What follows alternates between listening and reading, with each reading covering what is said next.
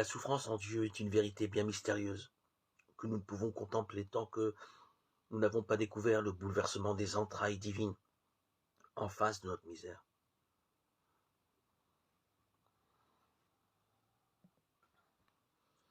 Ceux qui n'ont pas sondé ces entrailles de miséricorde s'imaginent infailliblement que Dieu ne souffre pas en vertu d'une indifférence. Et cette erreur est bien plus grave que l'anthropomorphisme évoquant Dieu souffrant. Il est vrai que dans la Bible, surtout dans l'Ancien Testament, nous trouvons Dieu en proie à des sentiments d'apparence humaine, tels la jalousie, la vengeance, la colère, en face du péché d'Israël. Mais ces expressions bibliques concernant Dieu ne sont pas anthropomorphiques, même si certains ne sont pas privés de les analyser en ce sens.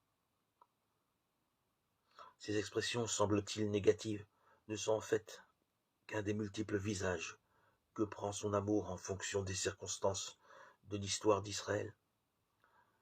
La jalousie divine est l'expression et l'affirmation de l'intégrité éternelle de cet amour. Sa colère montre combien le péché est un mal terrible, qui défigure une personne et un peuple. Ce que Dieu ne peut supporter à cause de son grand amour pour eux. Et quand Dieu s'apprête à se venger, ce n'est pas en détruisant, mais en sauvant.